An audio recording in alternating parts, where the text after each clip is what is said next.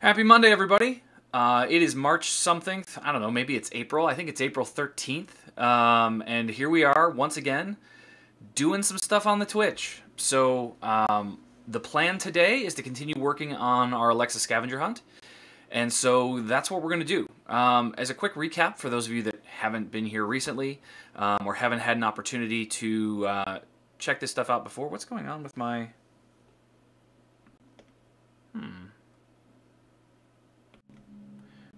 We do that. What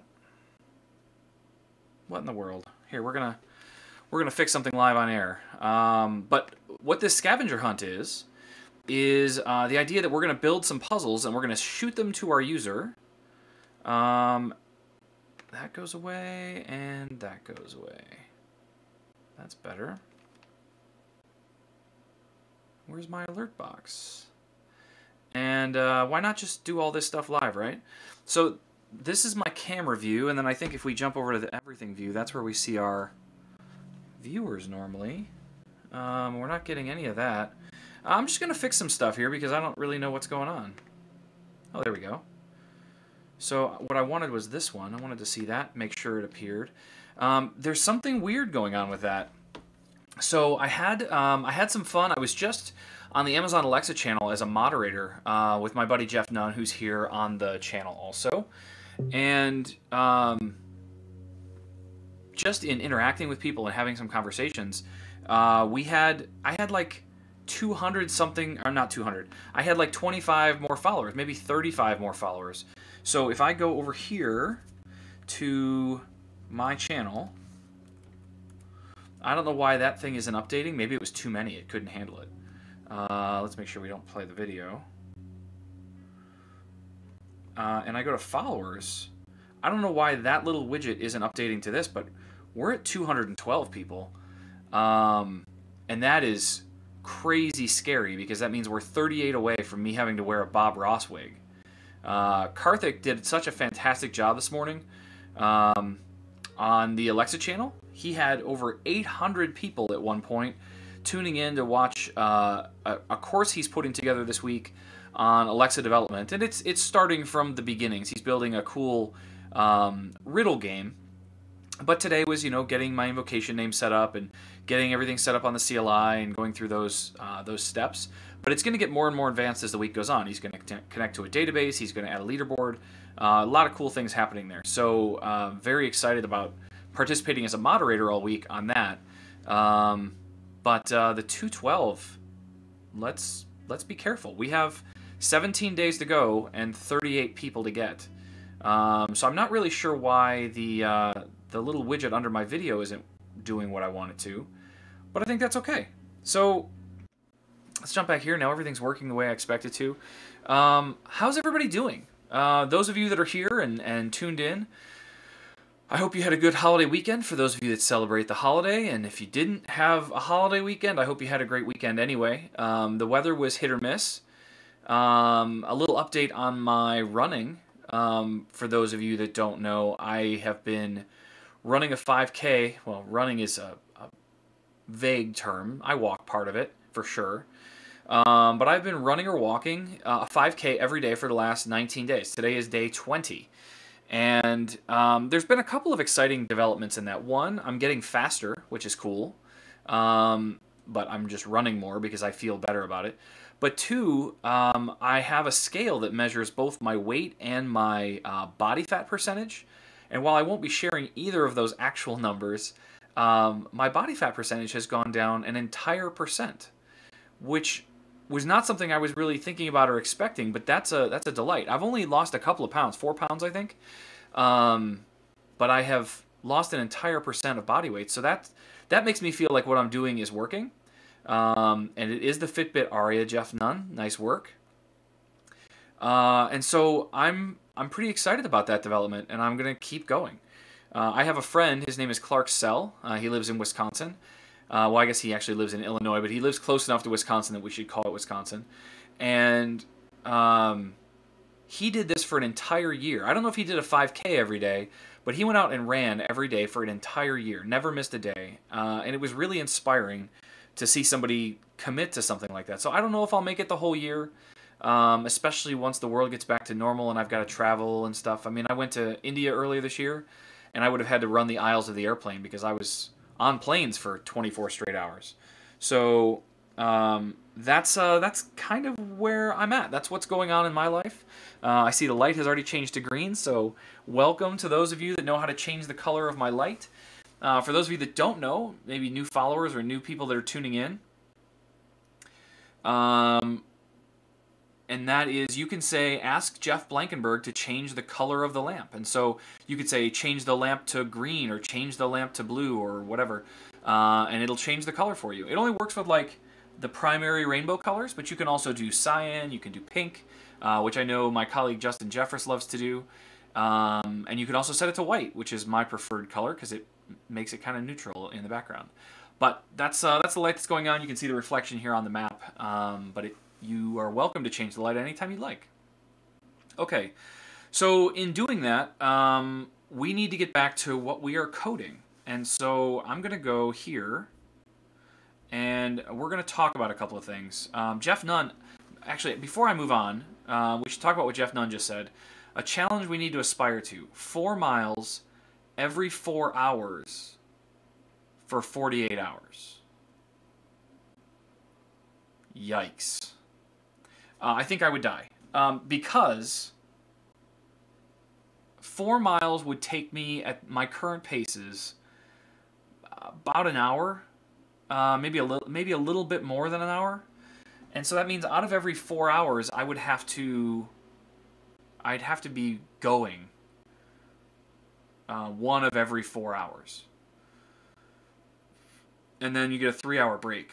Unless maybe it's a 4-hour break, but I'm thinking that's probably not what they meant. For a fast runner, you could probably do it in 40 minutes. And that's a little bit better. Karthik, that's why I do a 5K. It's 3.1 miles, so it's a little more than a 5K. Thank you, Startup. Startup's also calling out that I posted a picture on Twitter this weekend. My daughter embroidered a pair of her Converse All-Star shoes, and a lot of people really liked it. She made them look like space. So if I click on this link, we can show you what they look like. If I go here, this is the picture. So she did this herself. They're not meant to be specific planets, but she made some embroidery on her shoes, and I think they turned out pretty nice. So that is my daughter. She's 16 years old and loves to do this kind of stuff. So turned out pretty cool. Okay, so let's get into it. We have lots to code.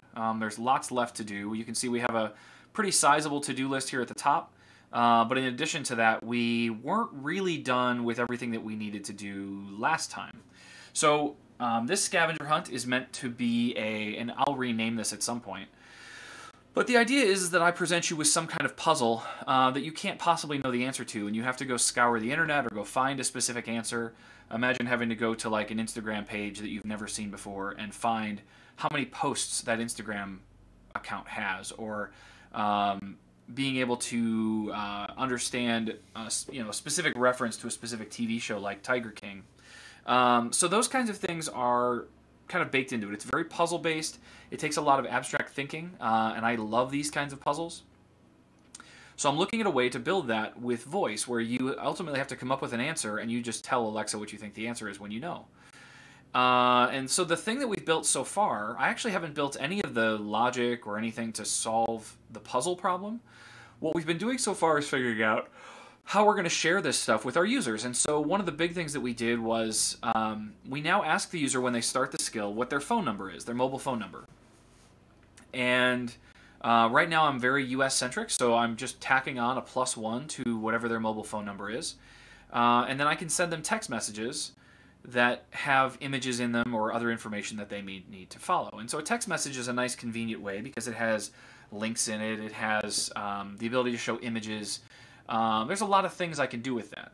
And so that's kind of where we got so far, is that you give me your mobile phone number, and I generate a 4-digit PIN, a randomized number, and I text that to you, and you have to confirm the number that I sent you, so to validate that you actually own that number. And then once you've done that, Then I verify that your thing is ready, and then I can start sending you puzzles. One of the things that I haven't done, and at least I don't think I've done, is in our pin validation. Let's see if we can find that. Where did my pin validator go? So the pin didn't match, and this is where I update the user's record and I remove all that information again. Because if you gave me the wrong phone number, I don't want to save that. I don't want to use it as part of your record. So if you can't match the pin, then I remove it and I kick you back to the launch request as if it's the first time you're here. And I say, hey, what's your mobile phone number? Let's try this again. So if you do get it right, though, I update your record. I say that you're validated, and I can pass you along to start the puzzle. So one of the things that we don't have today is what happens if they say another phone number. Ratan Gupta, thank you for being here. Thank you for the follow, and you're welcome for the animation. One of the things that we need to figure out is what happens if they just say their phone number another time, and I think we have this under control. I think that we're in a situation where if you say another phone number, my skill is going to catch that and say, oh, okay, I got your phone number. I'm going to modify your record automatically. I'm going to mark you as unauthorized again, and then you'll have to validate that new phone number. This is a trick, though, because I have to balance between convenience, the convenience of just saying a new phone number and it changing, and the inconvenience of what if you say a phone number and you didn't mean to, and now I've erased your phone number, and now you got to go back through the validation process. I think that's probably less likely, so I'm not as worried about it, but that's something I definitely have a concern about. But one of the things that I thought would be very useful is to be able to think about the state that I'm currently in and what it is we want to be doing. And so this is something that I've done in some of my other skills, and I think I'm just going to implement it now so that I can use this information in the future. And that is tracking state. I need to know what it was you were trying to do so that I can make sure that I have the appropriate response. One of my big concerns for this is that my PIN, the 4-digit PIN that I ask you about, it's a 4-digit number. What if one of my puzzles wants to use a 4-digit number or something close, a 3-digit number or a 5-digit number? In those cases, I don't want my PIN validation intent to be the one that gets captured. What I want instead is to make sure that that gets sent to my answer intent. And so I think that's the first thing that I want to do this morning, is to build in that mechanism. So what I'm going to do, and this is a very, very simple thing to do, is every time that I initialize my session attributes, which is something that I do in every one of my handlers, because I need those session attributes to know who my user is and a number of other things, I want to create another value. So I currently have session attributes.user, which is all the information about my user. But what I'd like to be able to do is also say session attributes. Let's call it. What's the right way to do this? Session attributes dot previous intent, because that's all I really know is what was your intent. I can set that to be the request type or the request name or whatever. So let's think about that. How do we best do this in a way that makes sense? I want to be able to pass in. I mean, I think this can just be a string. I don't think that I need to do anything official. So like this previous previous intent is probably wrong. Previous. Do I want to do previous? Do I want to say where I came from, or do I want to say where I expect to be? Or do I do both?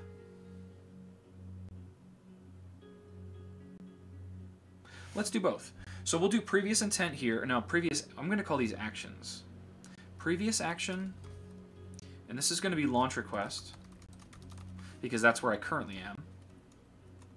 And then we're going to take that for each one of these. So I have session attributes here. The previous intent of this was phone number intent. So we'll do that. And then that's my previous outcome there. And then we'll change them for our outputs. I think this will be good. I think this is going to be useful information for me. So this is my pin validation intent. So right here, I'm going to say pin validation intent. Whoop. Session attributes dot previous action equals pin validation intent. Okay. So now I know previous, so let's take that whole thing. And then fix phone number, that is not one of my intents, but help intent handler is. So in here, we should have a reference to our session attributes, and then we should do the thing. So let me go get the reference to the session attributes, which is this.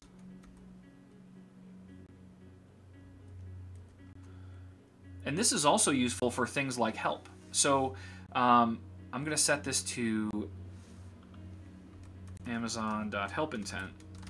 But this is one of those things that if you do this, if you manage your previous and expected actions, then when a user says help, it's really easy for you to give very contextual help. Like, oh, what were they trying to do? What is the action they were trying to take? And where did they come from? So that is what my previous action is going to be, and I have that value there now. I'm not going to build help yet. We'll get to that because I don't really know how I'm going to help them with the skill just yet. And then we also have this one. And this is going to be... The light is orange now.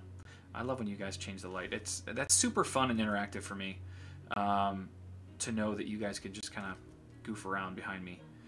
This is Amazon.stop intent. No, for this one I don't actually know what it's going to be, so I'm going to do this because I'm combining multiple things.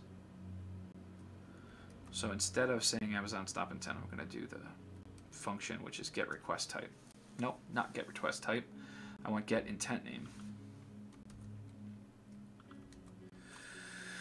Okay, what else do we have? Fallback intent handler. That probably would be useful too, so we'll do this. Nope.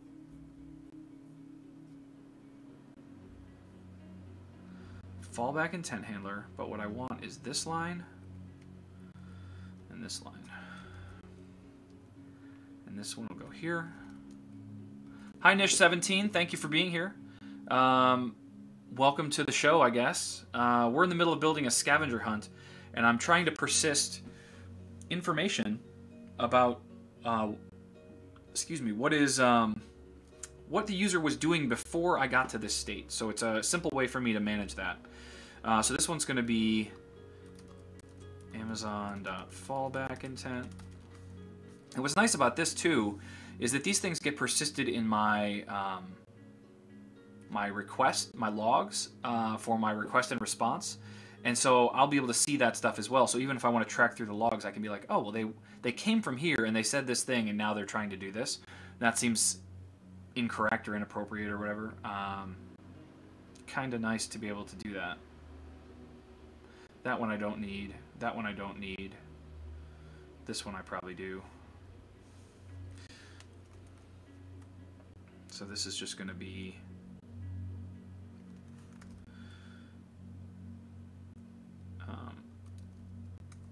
no, I don't need that. What am I doing? No, maybe I do. Maybe I do need that.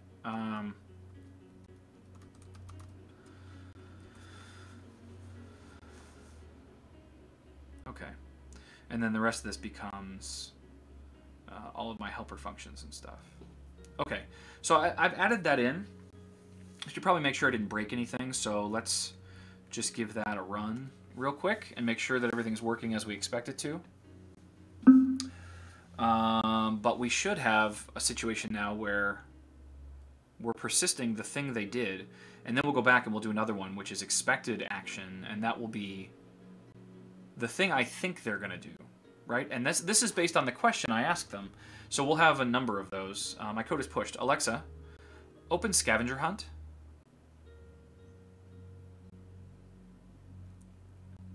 Welcome to the scavenger hunt. I have sent you a 4-digit number to confirm your mobile phone number. What is the number that I sent to you?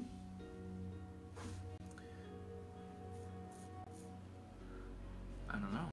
What is the number that I sent to you?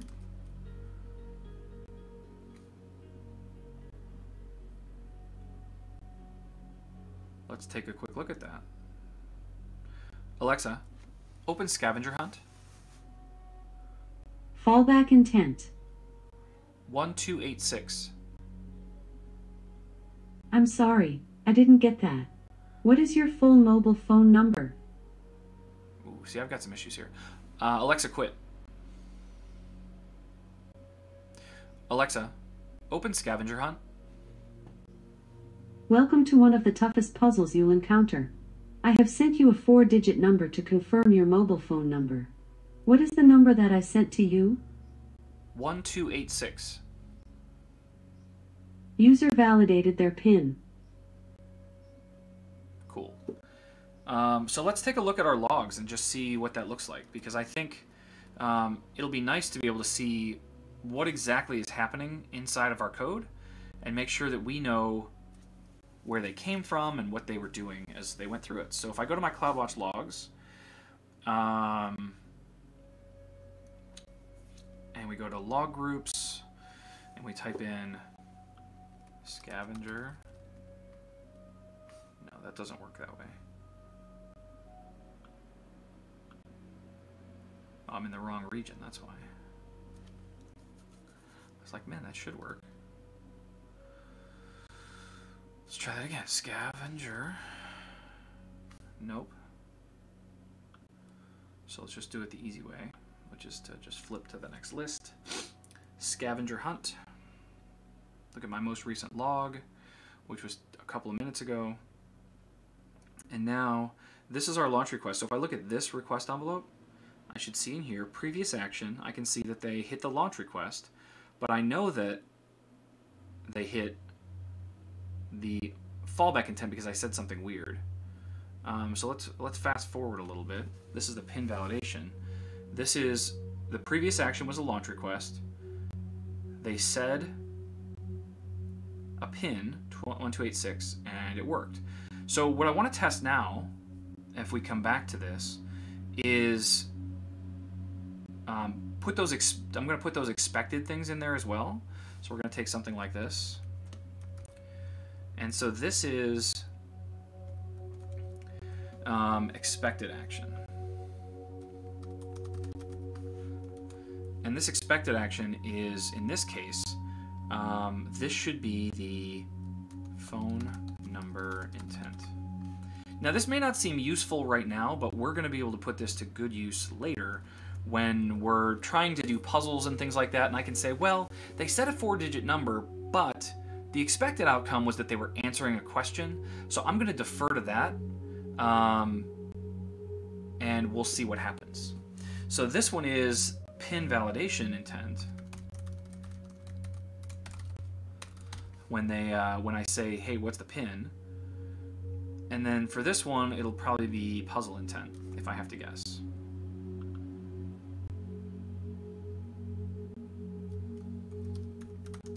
W. Giorgio is asking, and I'm not sure I understand this question, but I'll try. I might have missed it, but can you pass the intent along with the persistent attributes so you can check in another intent where it came from? Yeah, that's kind of what I'm doing, but I'm not saving it to persistent attributes. I'm only doing it in session. I'm not as interested in where they came from session to session, because they're just going to open the skill again and say open scavenger hunt or whatever. And so they're going to hit the launch request, they're going to go through the steps. So what I am interested in is when they are in the middle of a flow, how did they get there? And this allows me to track that. So I'm not persisting it to my database at all. This is only session based, and when they're done with the session, this data is lost, other than in my logs. But this would be a ton of data to generate if I persisted this so that I had like their entire conversation history. But there are cool tools to be able to let us do that, why am I forgetting the name of it? Dashbot is one of the services that I've used, and Dashbot aggregates all this stuff and will show you all of the things that your developer has done, like the entire action path. And you can also see a lot of that stuff in the analytics panel of your skill as well. So I don't necessarily need that long term. What I need to know is when they're doing it right now, what do I need to know about what they're trying to do? So those three are set up. That's where I expect to send them. For my phone number intent, this again is going to be, I'm asking them what the PIN is, so I expect that they're going to give me the PIN validation intent. And then this is, I didn't understand their phone number, so I expect them to give me their phone number again. So this is going to be the phone number intent. You guys can kind of get what I'm doing. Like, I already have all this speech written, but now I'm giving myself a clear indication of what I expected them to do based on the question that I asked them. And then I can use that data in all of my intents. Will this code be open source once you're done building it so that others can learn? So Nish, this is a really great question. And in fact, yes, that is true. If you go to github.com/Jeff Blankenburg and go to my repositories here, you will find Scavenger Hunt sitting right here. Now, the code that I've just written today is not here, but when I'm done with this session, I will commit this code and it'll all be there as well. But you can see everything as of where I left off on Friday is all right here in this repository. So I'll copy this and add it to my chat, like so. So there you go. So yeah, you can definitely use all of this code and take a look at it. The one thing that will be missing for you is that I lean heavily on this Airtable database. And so in my code, you'll see a lot of calls out to Airtable. So you can't just take my code and run it because you would need to have an Airtable set up and all that stuff. But you should be able to follow along and understand that, like, oh, he's calling to get a welcome message now, or he's calling to get a goodbye message or whatever. So if you're just looking to read it, it works really, really well. But you would not be able to, just add that to your code base and have it work because there's too many dependencies, I guess, in running it yourself. All right, so I have my phone number intent here.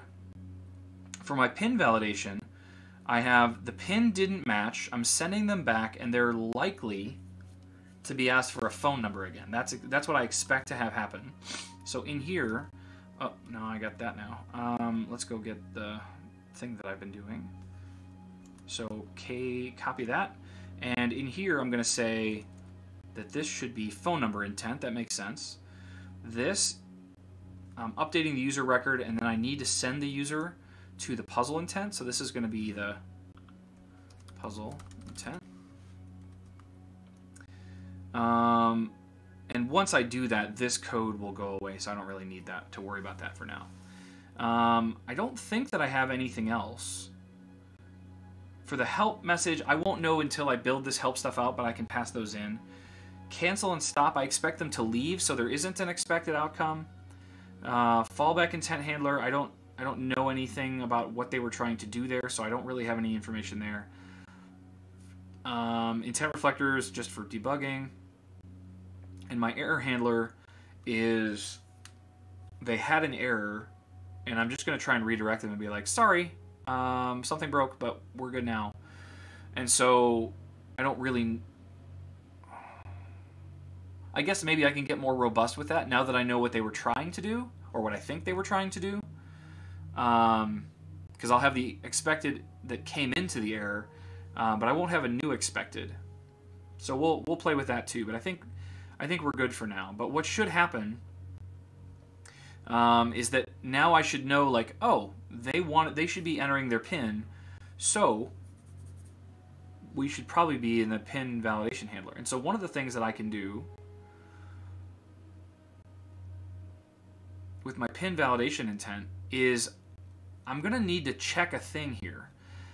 I'm not going to do it yet because I haven't run into that situation yet, but the thing that I'm expecting to have happen is that there's going to be times where the answers to some of my puzzles are a 4-digit number.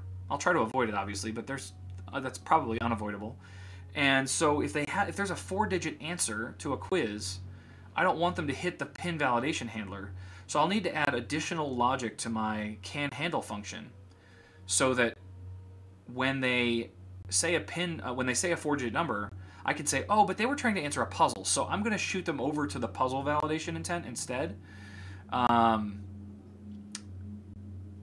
So it's not a problem yet, but it will be a problem. Okay, so we at least have that data, and we can use that later. So the next step in this is to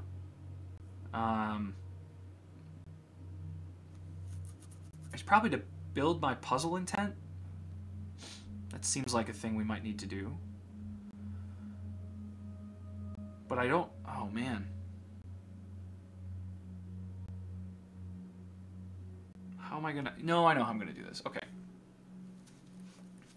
So I have to create a puzzle intent. So we'll do something like this. And this is where dynamic entities come into play, because I'm going to need to be able to manage this easily. So we're going to call this puzzle intent. That's what we've been referring to it as. And this is going to be answer. And my type is going to be...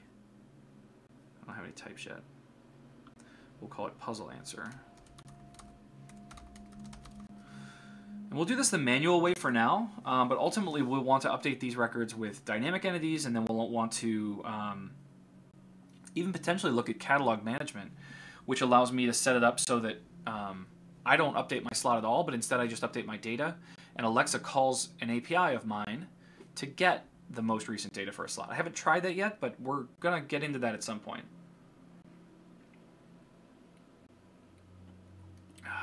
All right. I'm a little annoyed that this follower status bar isn't up to date, because I know we've had a couple new people add me since we started here. The number there should be 216, but it's 181. I'm not sure why that is. I'll have to give it a look later, but okay. So I have my puzzle intent. I have my type as puzzle answer. This is probably just going to be answer. Or the answer is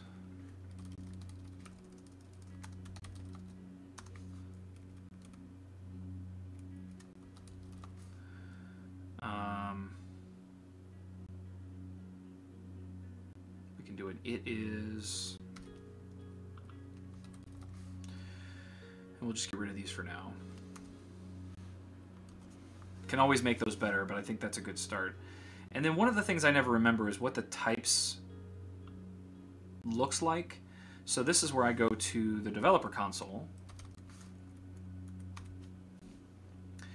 and in here I'm going to edit this.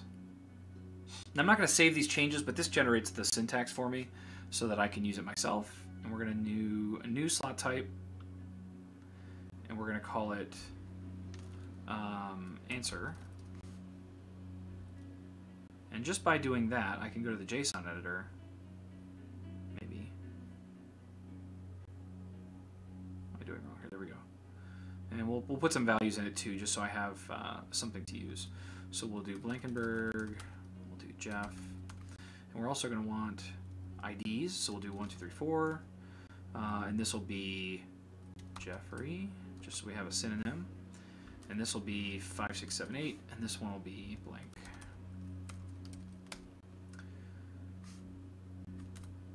Okay, so I have my two values. So now when I look at the JSON editor, this is a much easier way for me to be able to see what a type looks like. And so I can just take this chunk down to here, and we'll add that to our code interface. So inside types, I'm going to do that.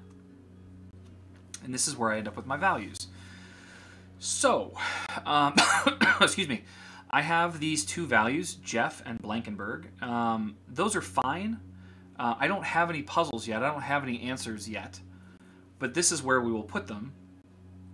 And ultimately, we will do this as dynamic entities, where we're pulling them from a database. And then ultimately, I probably will go to that catalog management style thing. But I haven't gotten to that point. I don't know how to do that yet. And for right now, I just want to test that I can answer a puzzle question. So we'll leave these as the two answers. So I've built my model. Now in here, we need a puzzle intent handler, and for that I'm going to use my help as the default. So I'm going to take this handler that I've created, and we're going to call this puzzle intent handler. And this will be puzzle intent. Okay.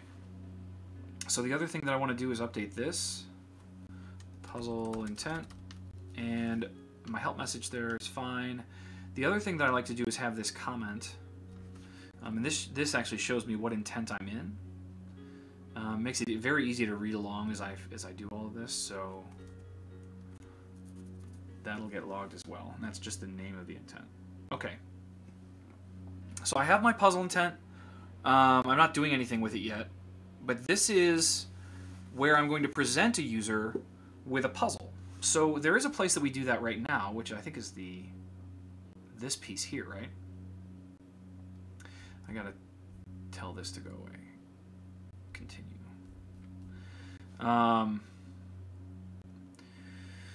So this stuff that's actually in here I don't want. All I really want is to push the user to the new place, the place that I want them to be. And the way that we did that last time was in pin validation. Where did I do that? Where I sent the user to another intent. This. So I'm going to copy that, and we're going to go to my puzzle. No, not my puzzle. We're going to go to the launch request first, and we're going to push them to puzzle intent handler dot handle, and I'm passing the whole handler input. The catch with this is that the puzzle intent doesn't actually require any input. There's no place where they need to say a specific word or that I need to capture a word they said. I just need to know that they wanted to do the puzzle intent. I'm gonna move my stool up a little bit. And so this allows me to just push the user to the puzzle intent handler, and then I can take this content. So I'm going to keep this because this is what I expect. Oh, you know what I forgot to do? These should be expected action. That would have been bad. You guys are not doing a good job of debugging with me. That should have been easily caught. Expected. I'm just joking, of course. I don't expect you to debug for me, but I completely missed that. That is my expected action. And then these two lines. Oh my gosh, we've got a few followers showing up. Thank you, guys. It's appreciated. Codit Banu, thank you. I missed the one right before that. Let's take that chunk out, and we're going to move that down to my puzzle intent handler, because that's the thing that I really want to do all of this, right? So that should push me to puzzle intent handler. In here, I am going to need to know what puzzle they're currently on. So we're going to have some kind of database call, right? So this will be determine what puzzle to show the user from the database. That's easy enough to do. Then once we know that, then we'll be able to do something like this where we say handler input with standard card. I have the date and the puzzle. W. Georgia, don't worry about it, man. I really appreciate it. It is a little bit of a quiet group today, TradeLast.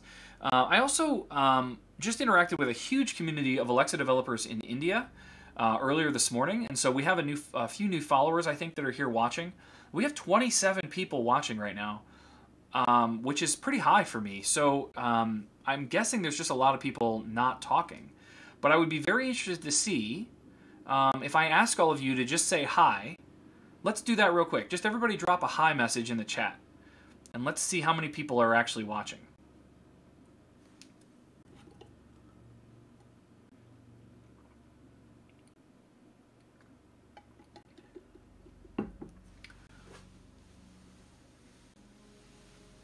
.commie is here. Thank you for being here. Fred Chicken is here. Ice Cream is here. It's okay that you guys are lurking. It's just nice to be able to see your names on the chat once in a while. So I don't expect crazy interactions. It's just good to know who's here. So I only saw 3. There's only 3 people watching? It says there's many more than that. Just drop me a quick hi in the chat. I just want to see it. Trey Last is here, of course. W. Giorgio highlights his message. Thank you for doing that.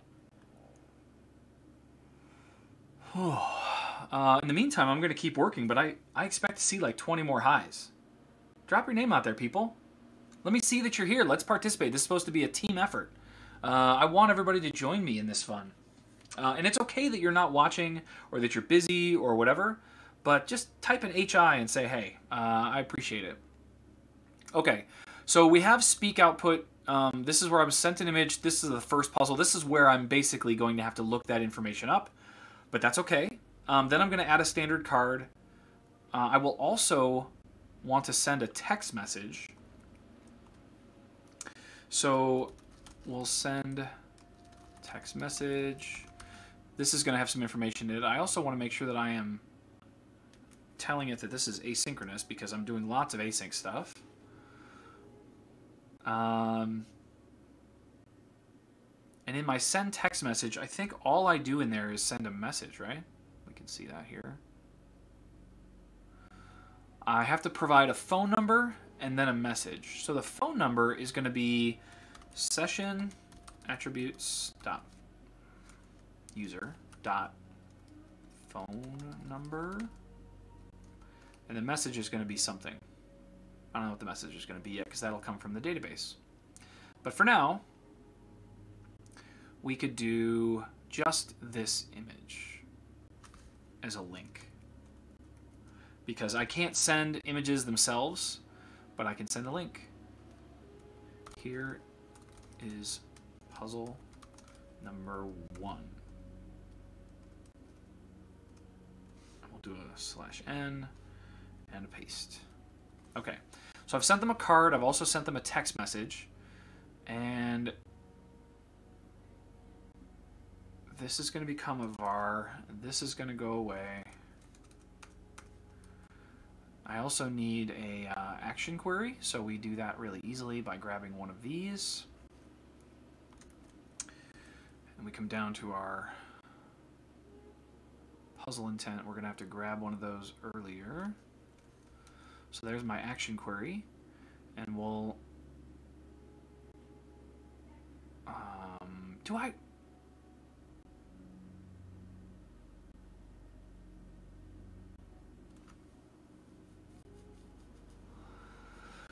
Anish wants to know if I can send the link of the video in which I had the AWS SNS for this Alexa skill set up.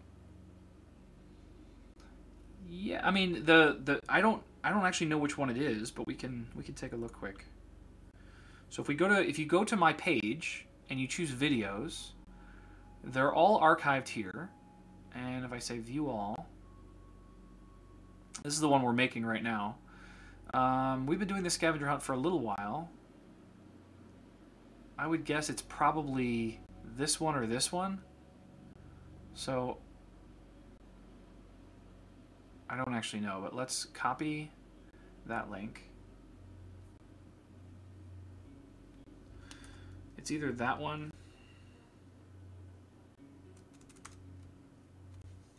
or this one. Copy link address. So I don't actually know, and they're like 2 hours long, so we'll have to dig through them a little bit, but that is my guess. It's in one of those two. So hopefully that helps you, Nish17. I don't remember specifically though which one it was. You could also just look back in the code at the GitHub and you should be able to find that stuff in there because it's still there. Okay, so we have our action query.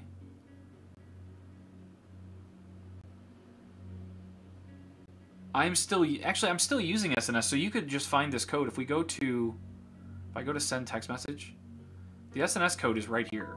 It's in my send, so it's in the GitHub that we're using right now, which is at the top of the chat. So you should be able to just find it in the GitHub for sure. Okay. So let's go back and find that puzzle intent and get it cranking. So I'm now sending a text message. I have my speak output.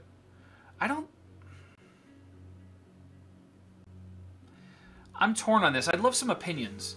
I'm going to give you a puzzle that is most certainly going to require you to stop and think and visit the internet and do a number of other things. I don't really expect you to be able to answer the question right then. It's going to be nearly impossible. I've sent an image to your Alexa app for the first puzzle. I've sent you a text message.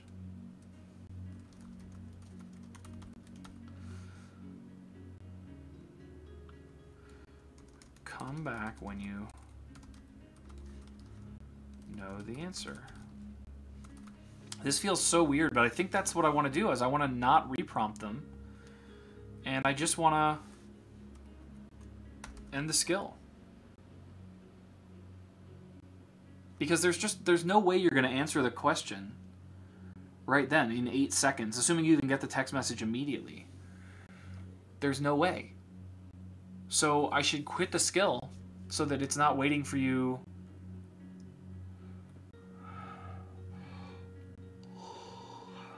I don't know, that feels weird to just ask to send you a thing. But we're gonna go with it. We're gonna live with my choice. We're gonna send you the text message and we're gonna quit the skill. So just to make sure I've got this right, you're gonna come into the launch request. I'm gonna. Yeah, ice cream. I feel like I wouldn't either. There's no way you're gonna be able to answer it, so I should just boot you, and then make you come back when you know the answer. This is, I expect you to hit the puzzle. This doesn't make any sense anymore. I don't have an expected action. If anything, we can do a previous action as puzzle intent. That makes sense. But I don't have an expected action because I'm immediately kicking you here, and so your previous action is puzzle intent. Okay. So I think we're good. Let's give that a roll. Just to see what happens when I open the skill, and then I'll delete my phone number and PIN and stuff, and we'll recheck that just to make sure it works too. It's not going to work based on the push I just did because I need to push my model also. So I've pushed my Lambda code, which is good. So you can see what I'm doing here. I'm doing ask deploy target model. I'm going to force it, just in case it thinks it's out of sync or out of date. There's a missing slot value in the slot type puzzle answer. Is there, though?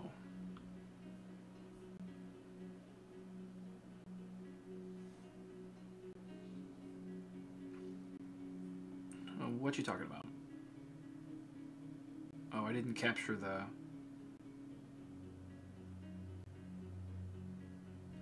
This should be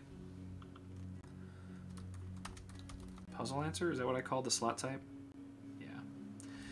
That's my mistake. Easily fixed. So now we're deploying. It looks like things are working.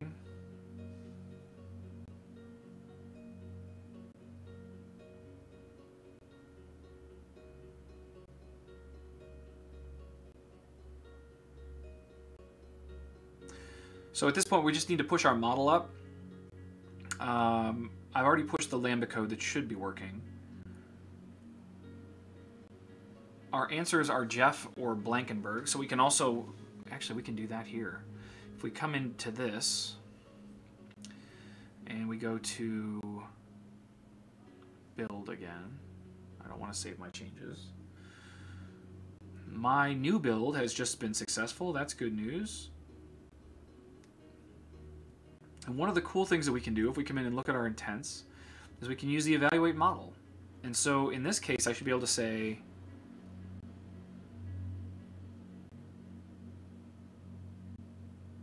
this is so annoying, defer.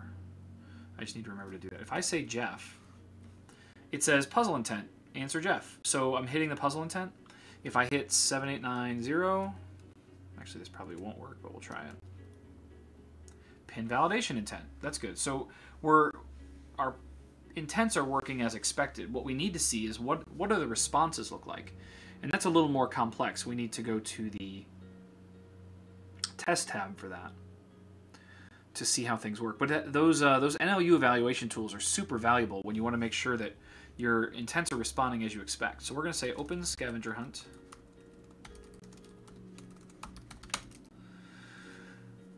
And in the scavenger hunt, we are getting an error. Why are we getting an error? Launch request. What did I break? I'm sure it's like in a wait or something like that, but...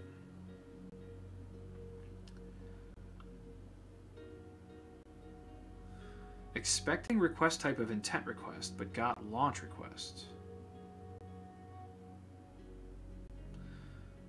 Line 40 of this file.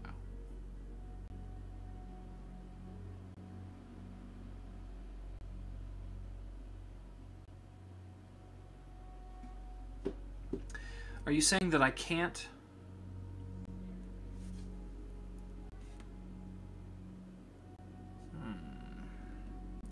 I can't send from the launch request to some other thing? I should totally be allowed to do that.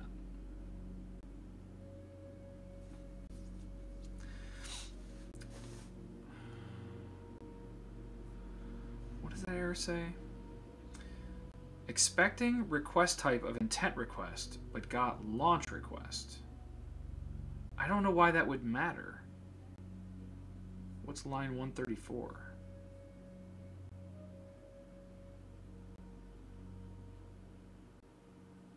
Oh, this. This. Okay.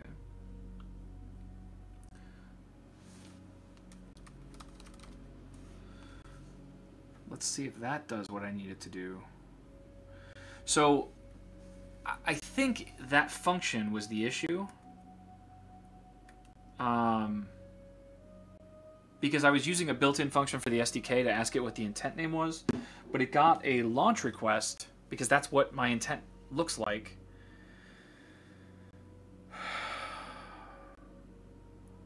So I'm hoping that was the issue, and that there isn't bigger things afoot here. So let's try that again. Quit.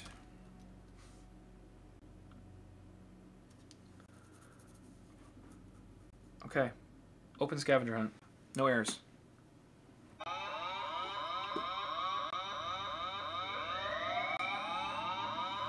I did not succeed with no errors.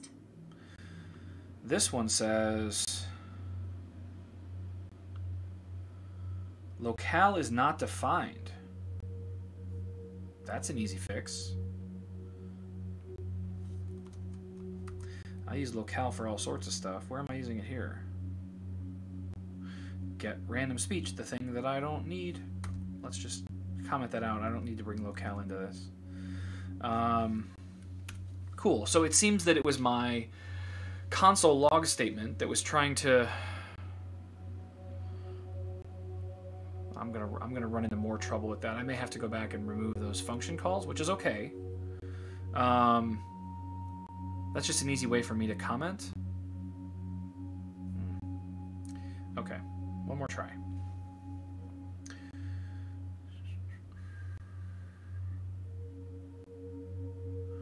Open scavenger hunt. Now what? Launch request. 138. I commented that line out. Maybe I got here too early. There we go.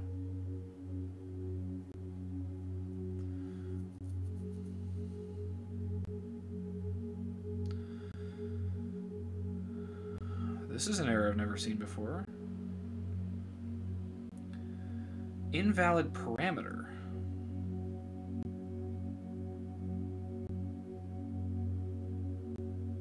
Oh, I think this is related to me sending the text message. Is it because I didn't put a... No, I did do that.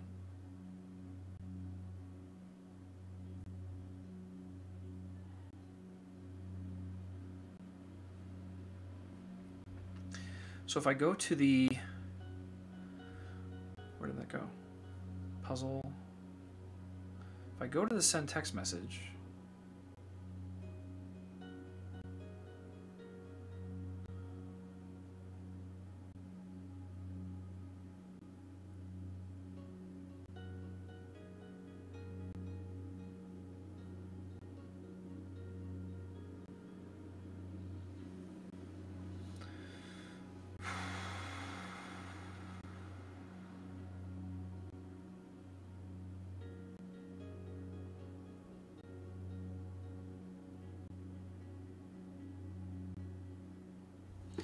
let's update my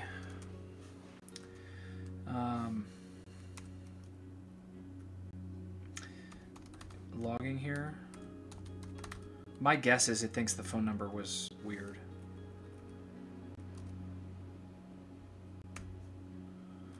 So let's fix my logging. Let's try that one more time and see what it thinks it's doing. Because the phone number should be right. That all looks right to me. So, come on, Lambda. W. Georgia, I'm with you. Building stuff in the dev console oftentimes is just easier because I don't have all that syntax memorized. Nor do I think anyone should. One more time with the error. Dioja, thank you for being here. Feel free to join us in the chat if you'd like. It's always good to have new folks join us.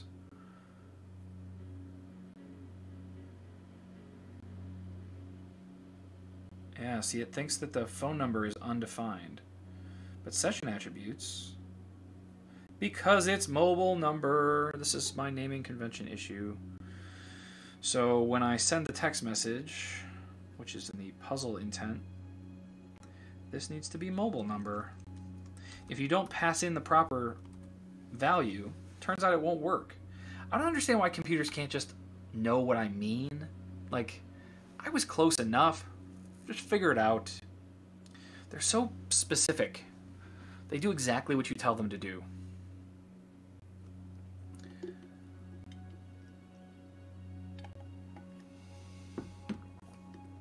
Alright, that is fixed. I think I'm done being dumb, but I've been proven wrong before. Quit. Open scavenger hunt. I've sent you a text message for the first puzzle. Good luck. Come back when you know the answer. Okay. Now, did I get a text message? I did. Here is puzzle number 1. Ice cream, I'm with you, man. There's a lot of that, and I've gotten very good at it. I'm fine can mean about 12 different things. I know exactly what you're referring to. Okay, so I have the puzzle. I provided an image. If you click on that, it loads the image. I'm cool with this. This is working so far. So again, that's how we're going to deliver a lot of our puzzles, is via SMS, text messaging. But I also want to be able to deliver clues via voice. And I don't yet know exactly what that means, but I just played a cool puzzle this weekend.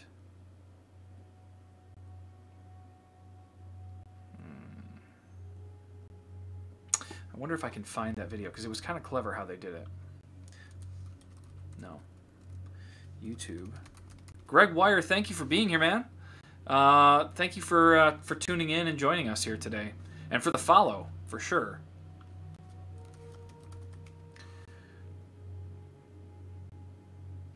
No, this is not what I want. I just want to go to YouTube, please. And then in here, I think it's on their channel.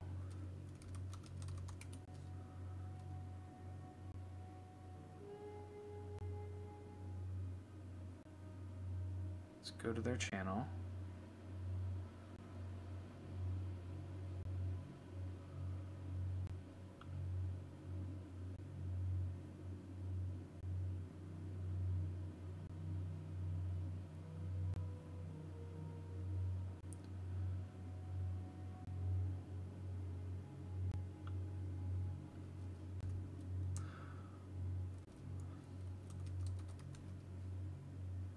That didn't work.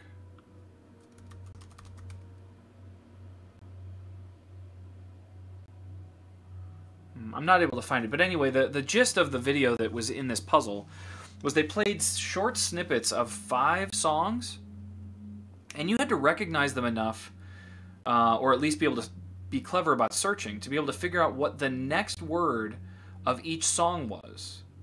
So they played just this little bit, and they would cut it off, and then there would be another word that comes after they cut it off. And you had to grab each one of those words, and that gave you a clue about where to go next and get an answer. Those are the kind of puzzles that I really dig, and I think that being able to do them with audio is pretty fun. So we will definitely have some audio clues. And this leads me to my next step, which is now we have an engine that welcomes the user, grabs their cell phone number, saves it to the database, validates it with a PIN, accepts the validation from the user. And yeah, this one was good. I agree, Ice Cream. Validates the user's PIN, hands them the first puzzle, and that's kind of where we are. Now, there's going to be weird edge cases that I have not handled yet, and we will get to those. But I think the next thing that I want to do is really think about what is the structure of a puzzle? What does that mean exactly? I think I'm going to need...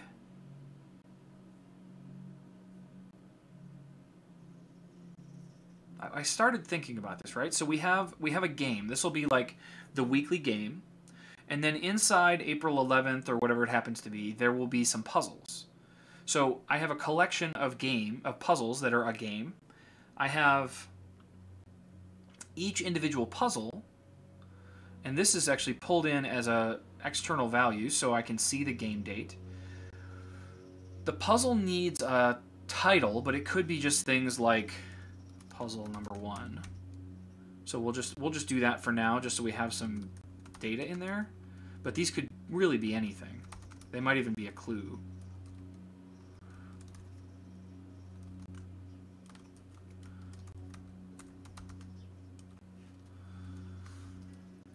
Then I have a voice response. How do I want to do this?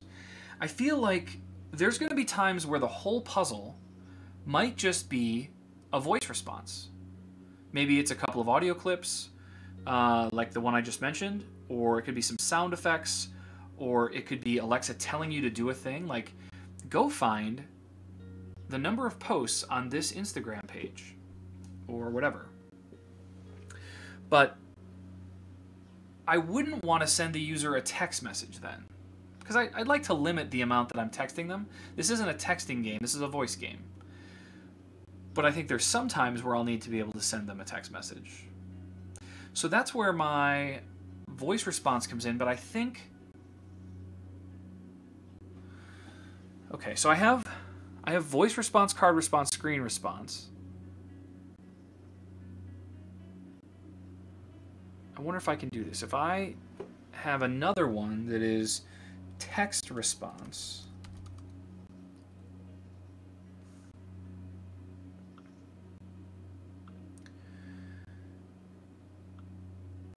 like that.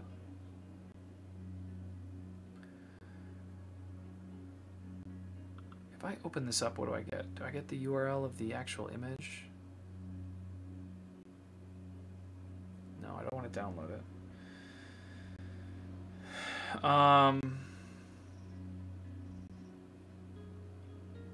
My text response should be the response that I want to send as a text message. And so if I look at the message that I just sent, I say, here is puzzle number 1. And then I provide a link.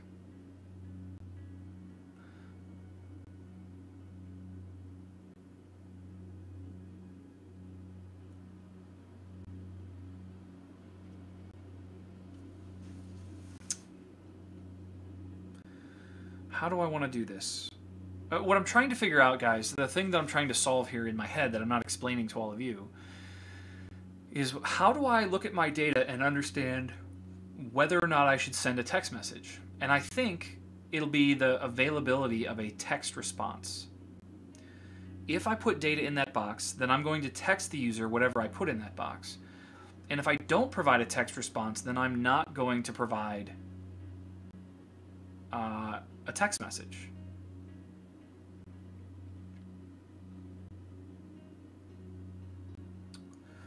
So I could just say,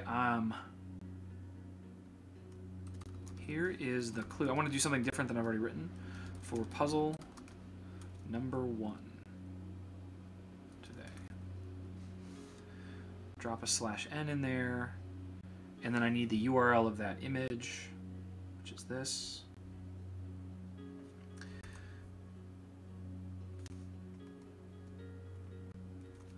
Like so. Okay, so I have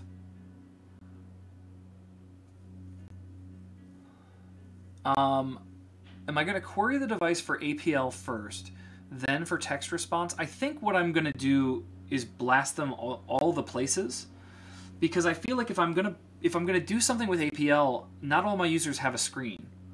And if they do have a screen, they're going to end up having to like take a picture of the screen or something like that, because they're going to want to hold on to that information. And by not talking to the skill for a little bit, they're instantly going to lose the image.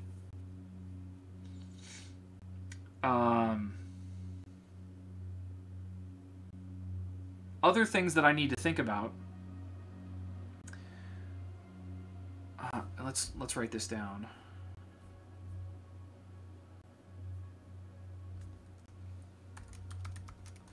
How does a user get a text message clue sent again? What if they delete it?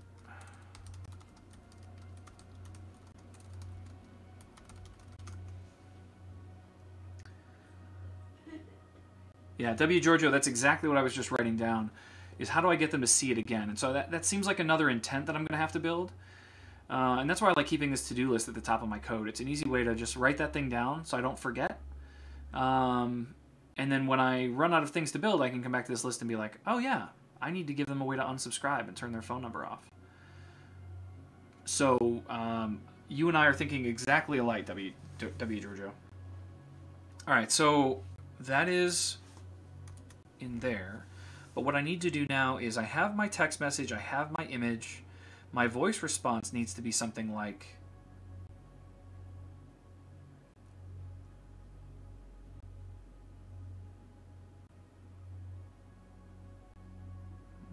how do I want to do this?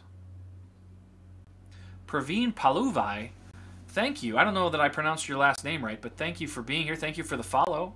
Man, we're getting a good crew of people. We're going to hit 250. I'm very worried about that number, actually. I will also let you know, I'm committed to this, and I am the proud owner of a Bob Ross wig, everybody. So for those of you that don't know, I think this came from P. Karthik R. on here, who's one of my colleagues in India. He thought that I should do an entire session in a Bob Ross wig if I can get to 250 followers by the end of this month. And we have 17 days to go. And the number that's right below my video here is not accurate. The actual number is 216. Actually, I don't even think that's right. Let's refresh. 222. Oh my gosh, we are 28 away. That is not good. I think I'm going to end up having to do this, which is fine. I mean, it is what it is, but I'm not sure how I'm going to look in a Bob Ross wig. Actually, I put it on yesterday. I look solid. But my wife and my family were not very excited about the fact that I would be wearing that. So, yeah, we got 28 more people for a follow, and then we'll set a new goal for May. But I'll have to figure out how exactly I want to do a Bob Ross session.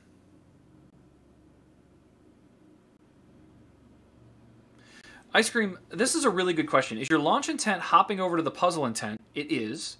Is the launch intent going to handle puzzle, answer, repeat puzzle, and clue? It's not. I guess if they were to say something like a one-shot like this, right, where you say the name of the skill and the thing you want right away, if you do that, it's going to take you directly to the intent I want you to go to.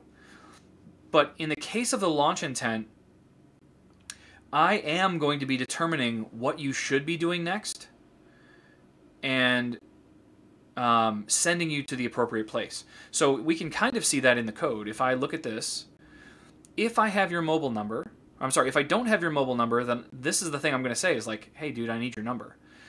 If I do have your mobile number, but you haven't validated it, then I'm going to say, hey, you should validate your PIN. And I think I'm going to kick you like I do here, kick you over to the PIN validation intent. That seems like the right place to do that.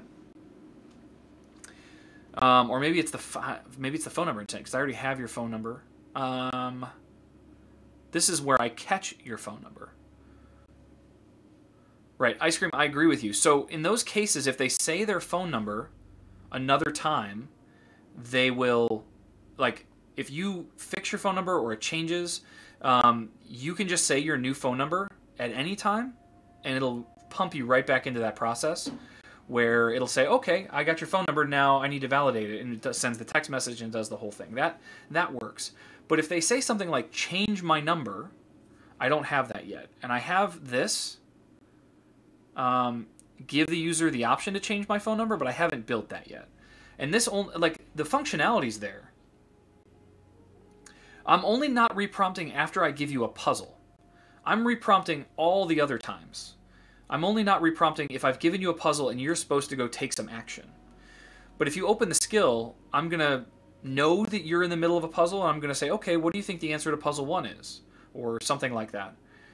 And at that point, you could say, I need to change my number. And it would let you go do those things. The only time that I ever close the mic and like not reprompt is the moment that I gave you a puzzle, because I'm expecting you're engaged and you're playing and whatever. And if you want to get back in, you just open the skill again and you can do whatever you want. So that's the only time that I won't reprompt, but all of these things will be possible. I just haven't built those things yet. Okay, so in my puzzle intent handler, oh, I gotcha. Well, for those of you that are watching on Amazon Alexa, come on over. Come on over to twitch.tv/JeffBlankenburg and participate in the chat here. I'm glad to hear that you guys are all saying hi, but it would be super cool for you all to join me on the actual channel where I'm broadcasting, because then you can participate in the chat and I can see it. I don't see the Amazon Alexa chat. So if you want to talk to me or you have questions, come over to my channel, join the chat there, and drop me a follow, because we want to do this Bob Ross thing, and you can't do that, unfortunately, from the Alexa channel. Stay subscribed to the Alexa channel. Tune in there regularly, because we do have lots of content. But I do a lot of other stuff over here on my side, and I would love to have you join me on this crazy adventure we're on. Okay, so we were still working on my data structure, and I think we've come to a good place. So my voice response for this one, what do I do here? I say, I've sent you a text message for the first puzzle. Good luck. Come back when you know the answer. Oh my gosh, a subscriber. Thank you so much, CIA Pod. Sapa? I don't know how to say that. Chiapod. I'm going to say Chiapod. How about that? It's now Chiapod. So my voice response needs to be something like this. And I don't love this one, but it's okay. But what this allows me to do is be flexible in what I write. I've sent you a text message for the first puzzle. Good luck. Come back when you know the answer.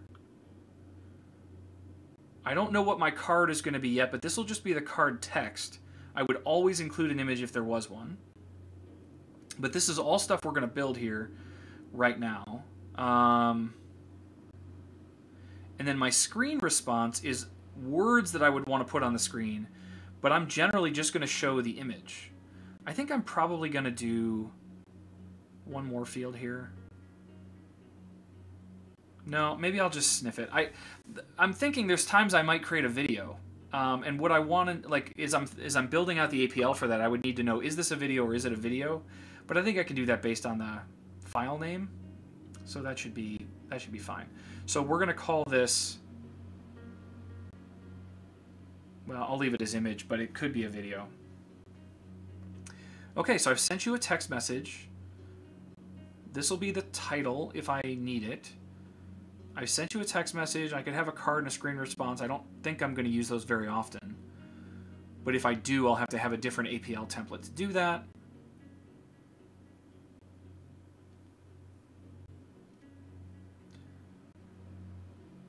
But the first thing that we need to do is we need a query that is going to get us the current game. And the way we know the current game is by finding the date that is the closest to today. The date that is closest to today without going over.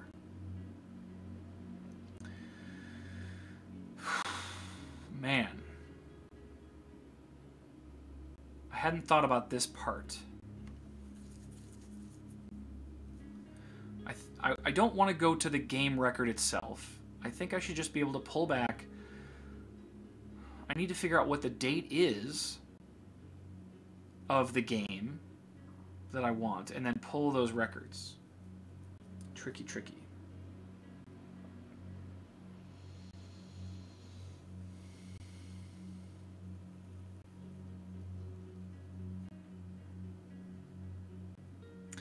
Greg Wire asks, what database are you using? This is a tool called Airtable that I use.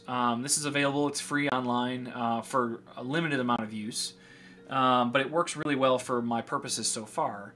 And I absolutely love Airtable. In fact, let's do this because I'm selfish and greedy. But I think that there's a place I can do tell a friend. And I can give you guys this link. So if you guys are looking to sign up for Airtable, use this link, and we both get stuff. Okay, so that's gone. What I need to do now is think about how I'm going to make this query. We got some exploration to do. I don't know that I'm necessarily going to be able to figure this out even in the time that we're here, but we'll try. So I need to pull back all records. Well, I could always pull back 5 records. Just give me the 5 records. If I sort them by date time, where game date is earlier than today, greater than or equal to today. Okay, because there's always going to be 5. I can live with that restriction. Let's see what we get. So let's go to their API, actually. api.airtable.com. And we can come down to my data. And I have my puzzle table. And we can do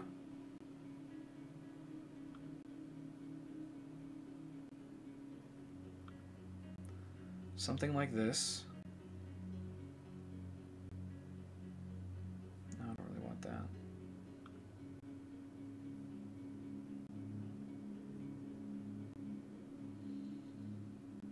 This is usually where I make a raw call out to their API instead of using their SDK. So let's give that a try. I have, if I come down here to like get random speech, this is what I do.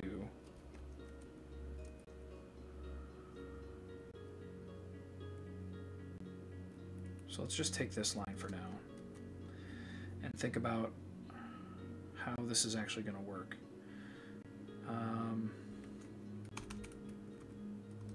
So I have this. So let me explain what this does. This is my response. I'm calling out through my HTTP GET function where I basically have the database that I want to talk to, which is going to be data. And I'm going to do a filter by formula. So I want to make sure that I'm not pulling something that's disabled. And that is the right locale. I don't think that I use locales for this stuff, but maybe I should. Hadn't considered that.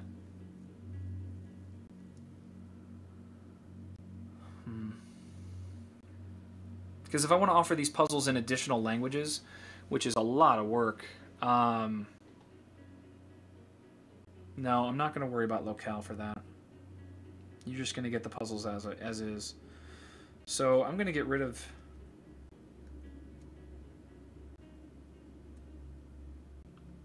this. The table that I'm calling into is called puzzle. So we can just do that.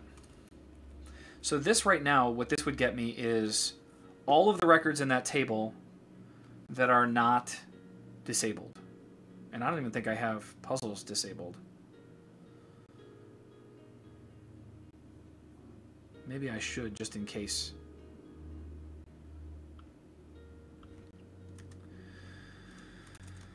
This is one of those safeties that I put into all of my data, so that in the case that something goes wrong, or let's say the puzzle's live, and I realize that a puzzle's not working, or I made a mistake or something like that, this is a way for me to quickly just come in and say, oh, it's disabled, and it's gone. But I would have to replace it, because I'd always need 5 records. So that's going to get tricky. But we'll live with it for now.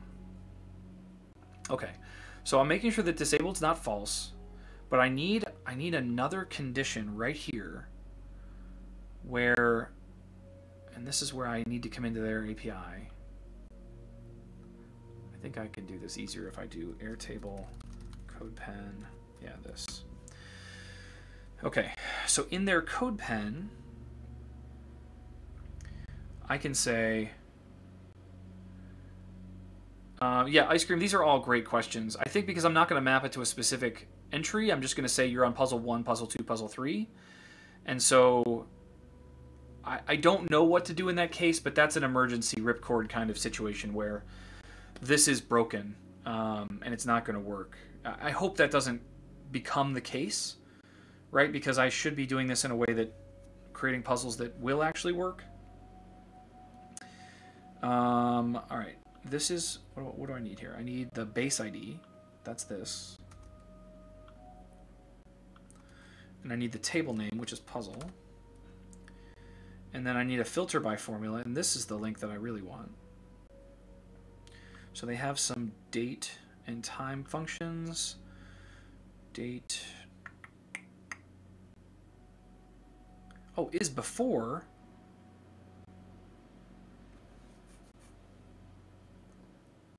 I don't really need that. I just need...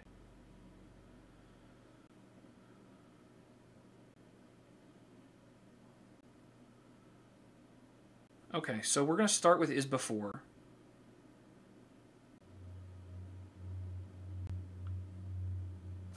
So this is how I piece these things together for their API. Filter by formula, I'm going to do that. Is before, and I want to make sure date 1 and date 2, what is the order for those? It says determines if date 1 is earlier than date 2. So I want date 2 to be now, and they had a now in here.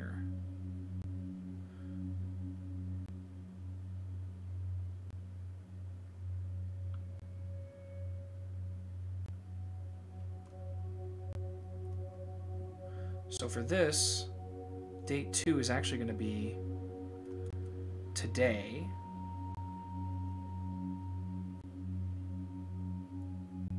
And I want this to be the record itself, and so this is called game date.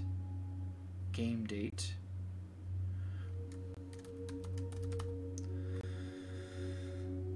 So I should be able to take this piece, is before, game date, this like that, and drop it into my code right here. And that should, let's do console.log puzzle response json.stringify response. Now, there's like a 400% chance that this is going to be an error and that I didn't get my formula properly done, but that feels pretty good. So let's take a look and see what we get. That was an adventure that was easier than I expected it to be, and that always scares me when it seems too easy.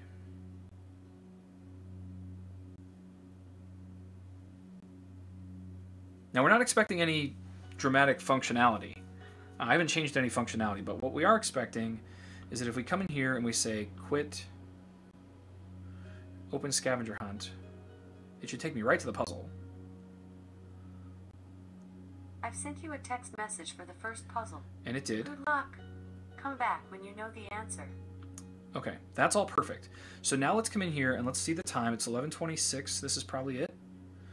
So, puzzle response. Puzzle number 2, puzzle number 4, puzzle number 3, puzzle number 1, and puzzle number 5. So it seems like we want to sort them by order ascending. W. Giorgio, I think the question you're asking is this. Where is this, or what is this thing? The env file that you're asking about, that is actually a AWS Lambda environment variable. And so I have those stored with my Lambda. Those are the private keys that I don't want to show on stream. So I extract them and put them in the environment variables so that I never have to show them on screen, and I can just point to them as a reference like this. And so I have this for each of my databases, one for data, one for speech. I have it for my Airtable API key. It's also where I stored things when I was trying things like Twilio. I have my Twilio API key there. Other stuff that you just wouldn't want to show on a stream. That's most of why I do that. But it's not a bad practice to do anyway, because it makes it easy for you to stretch it out. So Karthik is leaving. He's going to his personal stream. By the way, if you guys aren't already, go follow Karthik, pkarthikr. He's doing a bunch of cool stuff in his own channel, but he's also doing some awesome stuff on the Amazon Alexa channel every morning this week. And it's pretty early. I think it's 7:30 Eastern time, which is 6 p.m. His time in India. But check him out. Give him a follow, because he's doing some good stuff. I mean, it's meant to build a game from scratch. So the first couple of episodes, if you've done some Alexa development, might be a little basic for you. But I guarantee if you watch, he'll have something new you haven't seen before. So should be pretty cool. Okay, so we have this. The last piece that I want to do then with my API encoder is I want to say sort, and I want to sort this by my field name. My field name is order. So we're going to call this order, and you can see that it adds this additional piece, which is and sort, and adds all of that stuff. Is that right? Is before.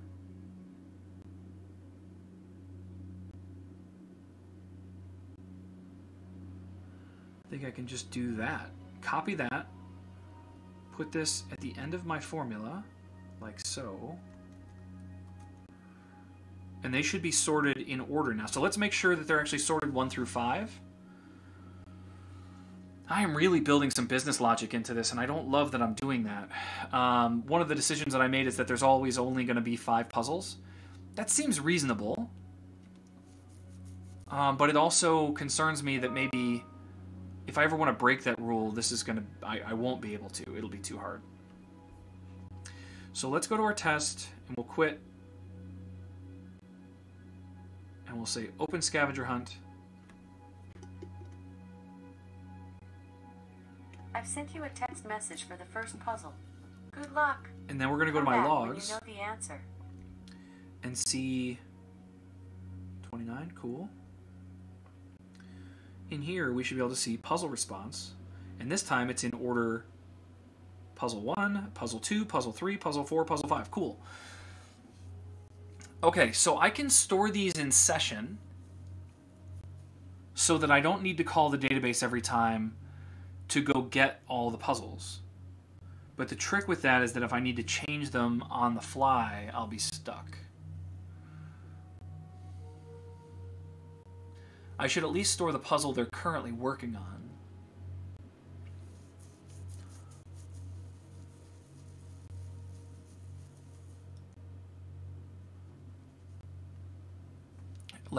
We're not done with our querying, actually. I just realized that. The query I've written says everything before today, but if I have another one that is 1, and this is, oh, actually I gotta do a new game. So we have April, let's change this to be April 1st. And then in here, I can just say, this is the April 1st game, and this is puzzle 1. That should be enough. So these should be sorted also descendingly by date.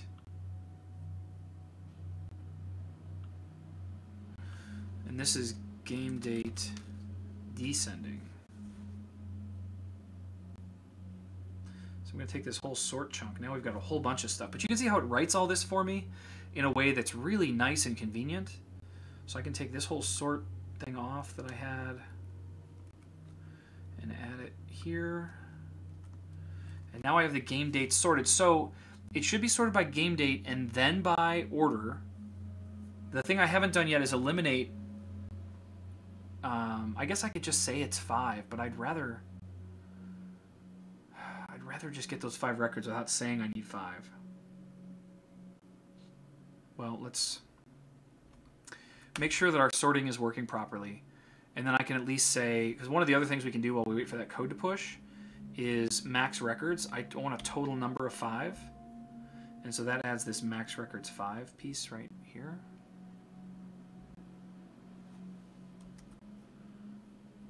So if we do that here, like so, we'll push it one more time. Well, no, I want to test this first. So let's come back to my testing. Let's quit the skill. And let's run the skill. I've sent you a text message for the first puzzle. Good luck. Come back when you know the answer. And we're now at 32. So let's refresh. 32, puzzle response. And I got puzzle 1, because that's the one with all the data in it. Puzzle, and then another puzzle 1. Oh. Because I need to reverse this order. I need to sort by game date first. Then by order. Right? Let's get my sort statement one more time. But you can see how hard this would be to write by yourself. That's some of the stuff that I really love about Airtable is they just make it easy.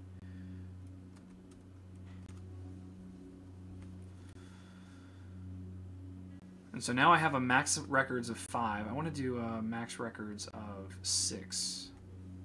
Just so that I see that record show up, and then we'll go back and eliminate.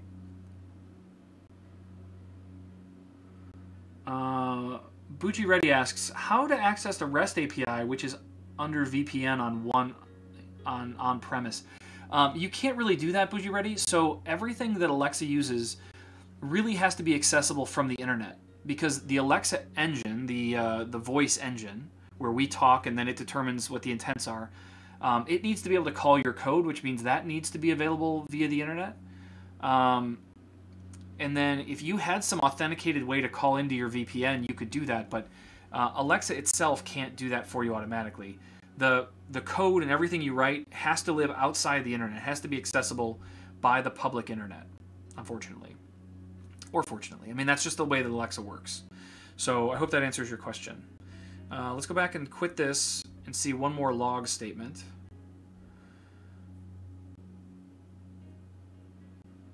I'm getting all sorts of sent you a text message for the first puzzle. Text messages on my phone, Come back when which you is know good. the That means answer. that's working. And then we're looking at 34, which is here. Whoa. And this is puzzle response. Now it's sorted puzzle 1, puzzle 2, puzzle 3, puzzle 4, puzzle 5, and then puzzle 1 from April 1st. That's great news. So now we can come in to our code, wherever that went, and set our max records to 5. And now we should be able to rely on getting the 5 records for the current puzzle. And the moment that the date flips, that's going to be potentially messy, but I think it's okay. If you're playing the game as the date flips, I'm not sure what's going to happen there.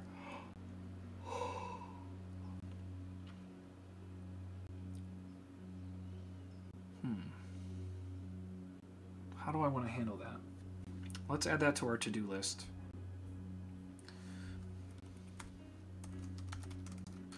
What happens if someone is playing a game while the date for the next game flips? Okay. That makes me feel like if I store this all in session, that's actually okay.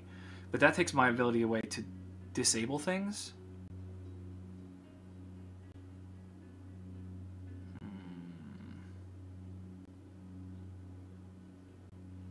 All right, well, let's do the thing that I wanted to do, which is in my puzzle intent,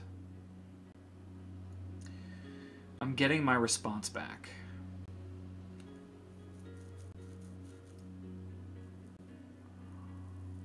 The first thing that I should do... Yeah, Ice Cream, that's what I'm thinking, is if I have to replace number 3, I would replace it as number 3. But I agree, like, I'm ending up with this, like, remote persistence issue where I've pulled a copy of the data and then the original data changed. How do I make sure that it's still good? They have to get the first one right before they can move on, W. Giorgio. That's actually one of the things that I will be enforcing. You can't go on to Puzzle 2 until you get Puzzle 1 right, and they will increase in difficulty. So Puzzle 1 generally won't be very hard. But yeah, you can't move on to the next until you get it right. Well... one of the things that I could do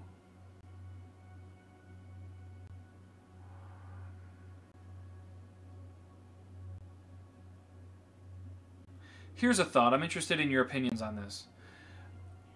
What if I pull these records and I do something like this where I set my session attributes.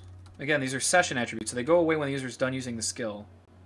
No, because I would give them a puzzle and then I would lose it.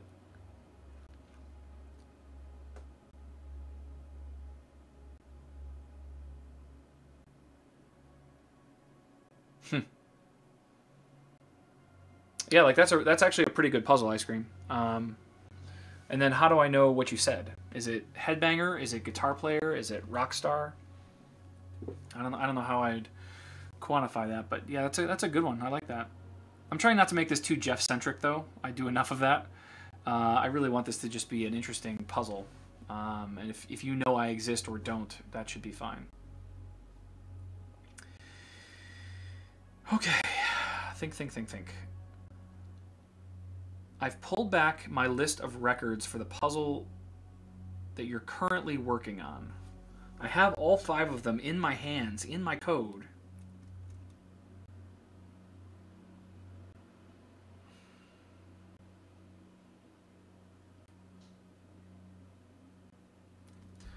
What does that data look like? I have ID and fields in order. So I would be able to jump into this pretty easily and just say find the record that is order 1, order 2, order 3. I'm trying to limit the number of times that I'm calling the database. I've called it once and I've gotten the entire game. I should just store it as the game.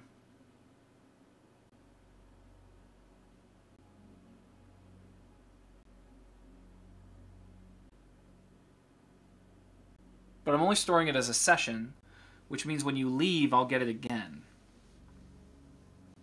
Let's give that a try. So in here, I'm going to do session attributes.game equals response. And that's the whole deal. That's all the JSON here. No, I want response.records. I don't want to dig through the records every time. Response.records. Okay. So in my puzzle handler, what I'm going to do is if I'm supposed to give you a puzzle, I'm going to call and grab all of this.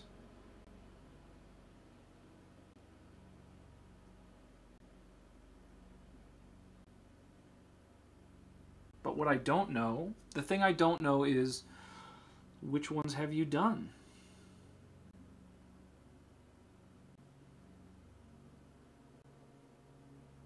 How do I know if you've completed one? How do I save that? That's got to be stored in the cloud someplace. That's got to be here. I have a user puzzle table.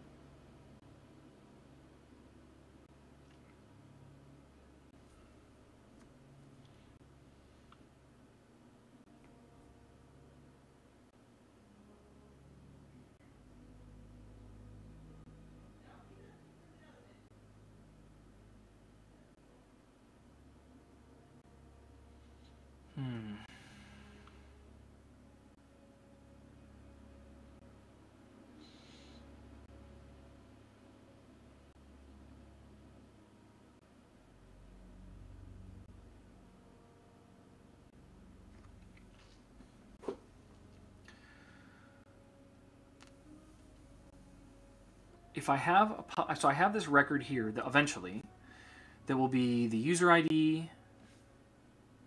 Let's just fill this in. So this is me. The puzzle I'm working on is 411 puzzle 1. I've already done that one, right? I gave it some answer and it's completed. So knowing that that's what my record will look like, that means that in here now, at the end, I will actually have the user... No, that doesn't really help me.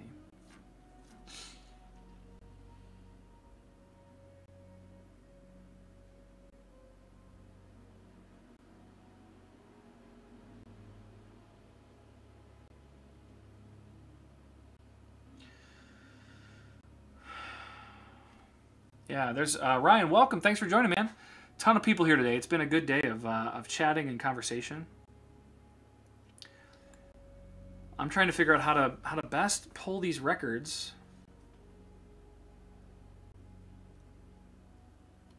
and have them indicated that you personally have completed them, because I'm pulling from a table that doesn't know users.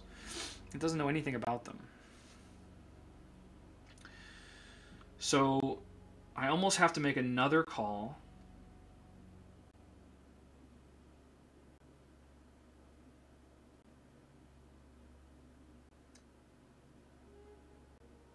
And then almost stitch all this together. Is that really how I want to do this? I don't get a record.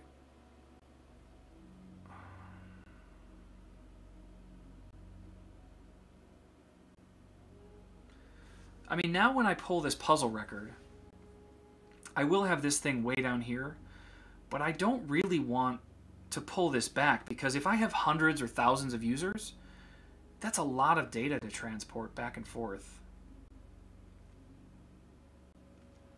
That can get really heavy.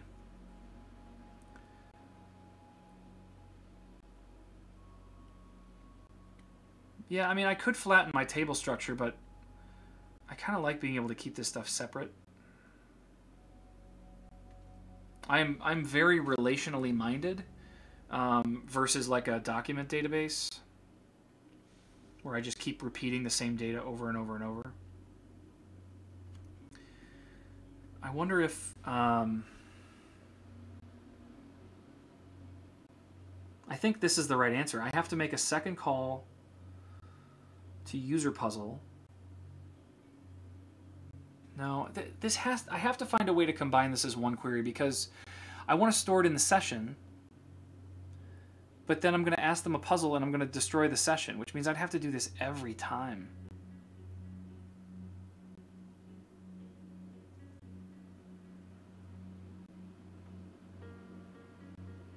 I'm approaching this the wrong way.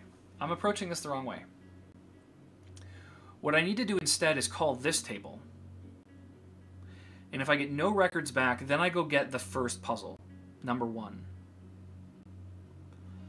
And if I get a record... is that... I mean, that would work. If I get 1 record, then I would give them the second puzzle.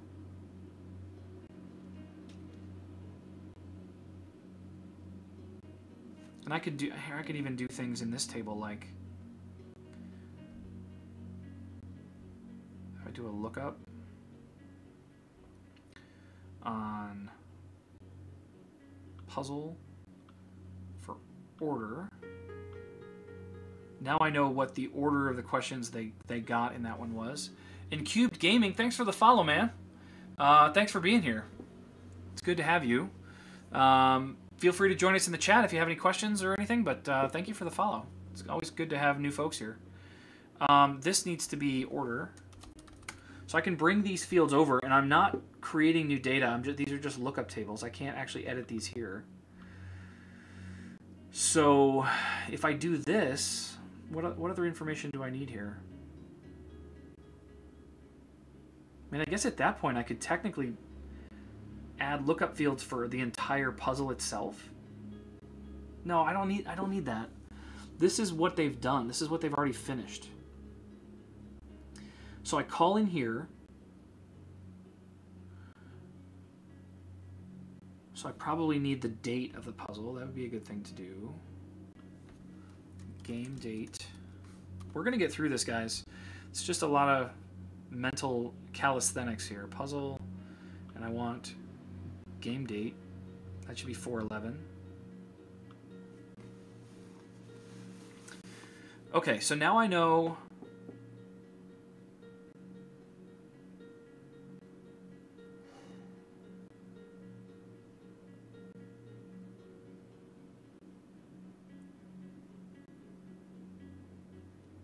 one of the things I'm trying to avoid is hard coding into my system that like games happen on Saturdays. That creates a whole nonsense set of time zone issues.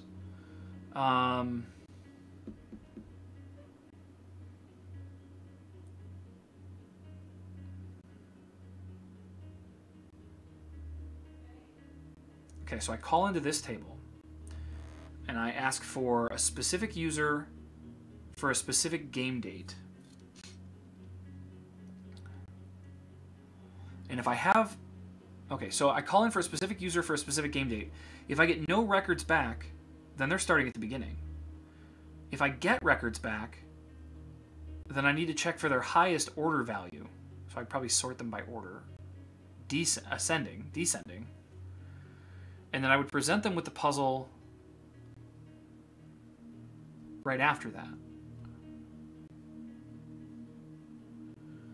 This table will have, no, this table, user, will have one table per record, Ryan.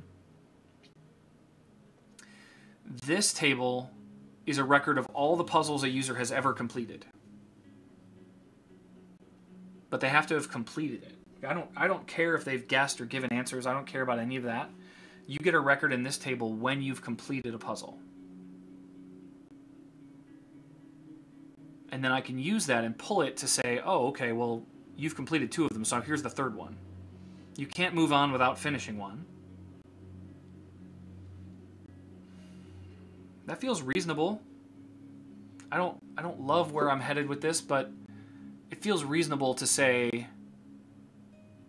query this table, query user puzzle for the user.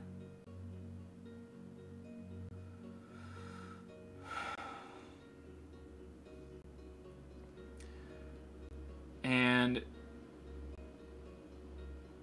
if I get records back, I make some decisions. And if I get no records back,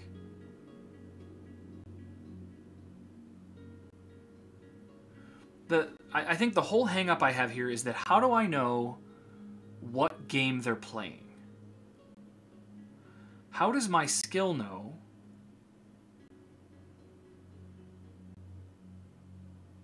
what game is the active game?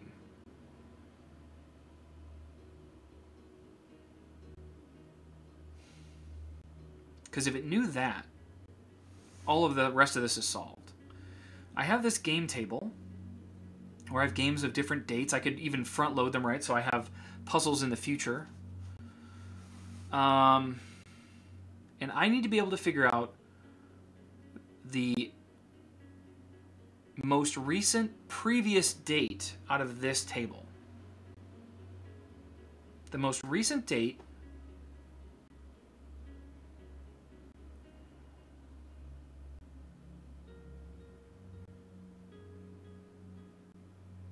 the most recent date that has happened before today.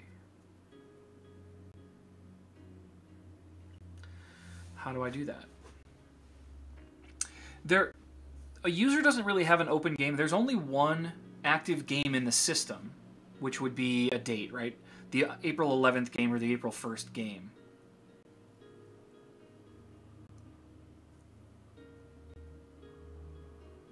Ice cream, I don't know that that helps me.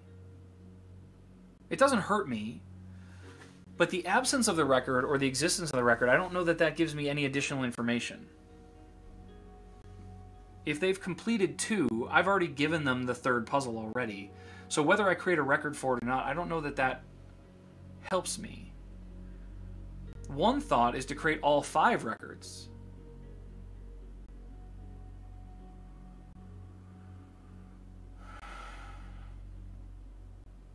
I wonder if I can do, is there a date? Could I do something like on my filter formula where I could say like within the last 7 days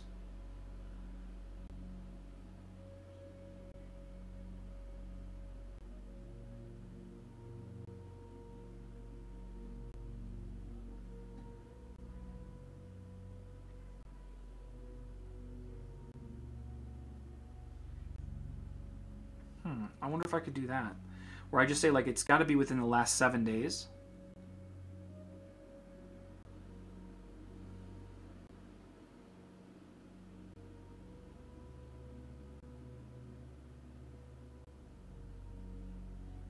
That's interesting.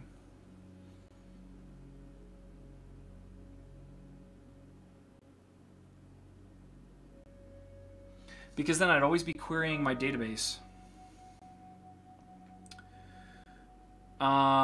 Ryan, to answer your question, either a user has an active game or completed games. Kind of. I mean, the way this works, if I don't have a good visual for this. Let's use these as an example. So I have 3 Alexa buttons, right? These are my puzzles. Together they constitute a game, but I don't actually care about the game at all, except that these are grouped together to become a game. But a user doesn't know or care about any of that.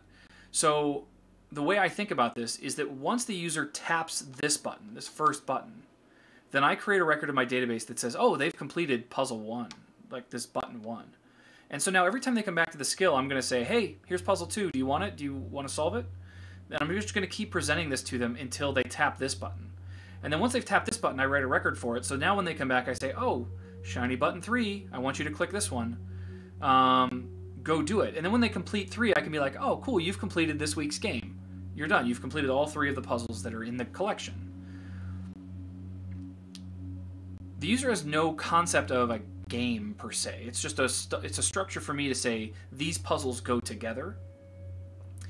But what I need to know is, do I need a record for all 3 of these buttons before they've done anything? Or do I have 0 records, which is like they've never played the game, until they finish the first button, and then I have a button? And then they finish the second puzzle, and I give them a second button and a third button? That's the thing that I'm battling through right now. And so I feel like what I really want to do is create the record once they've pushed the button, and that's what I'm doing now. I have this completed record. I actually don't even really need this completed field, I suppose, because you wouldn't have a record if it wasn't completed. So I don't even know that I really need this field. Let's get rid of that. What I want to know is what your answer was, so I can see how I'm matching against my synonyms and stuff like that. I need the date time that you completed it, just so that I have that for a record. But the record existing indicates to me that you finished it.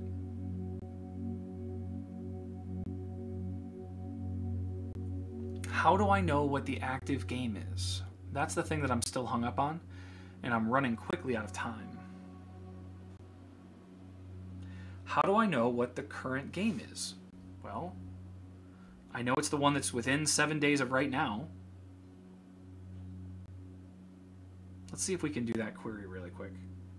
So the thing that I was looking at is to now. Calculates the number of days between the current date and another date. Copy that. Bring it over here. Get rid of this. We say game date is less than or equal to 7. I think I can do that. To now is greater than or equal to 7. Copy that, bring it into my code. Let's see if I'm even able to like fake this. So instead of is before all this stuff, come on.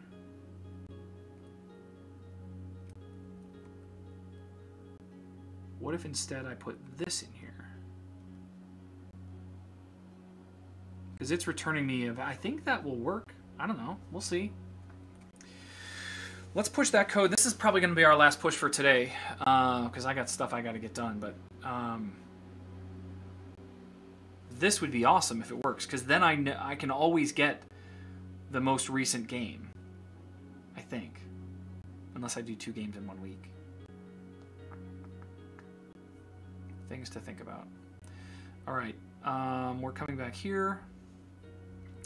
We're quitting the game. We are starting the game.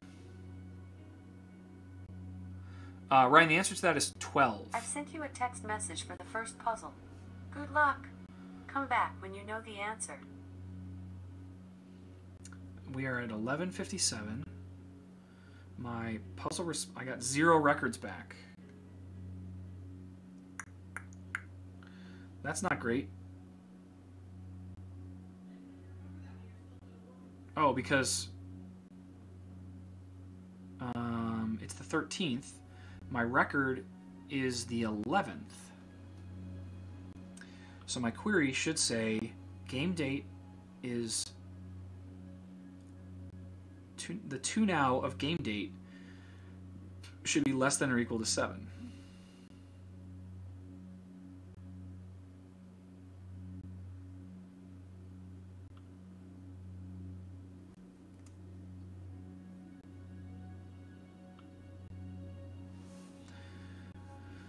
I think I can do stuff like that.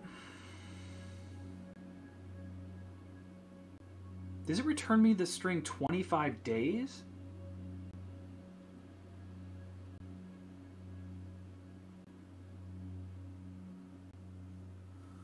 Let's just see if I come into the table itself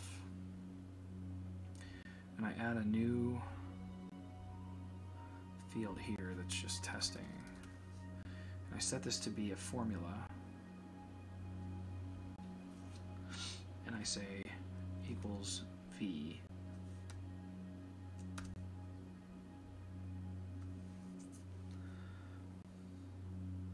Oh.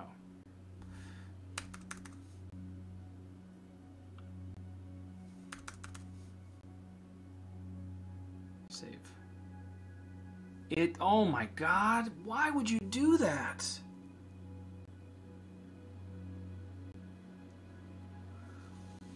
Why would I ever want the words days to be attached to that?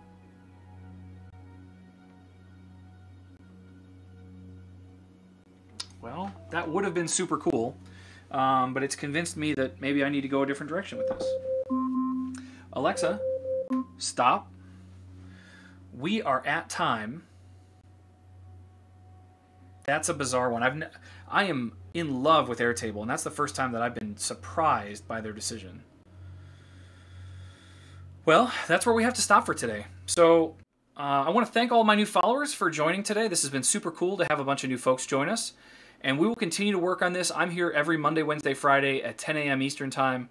That's 7 a.m. Pacific, but nobody knows anything except Eastern Time, right? That's what everybody lives off of. So thank you guys all for joining.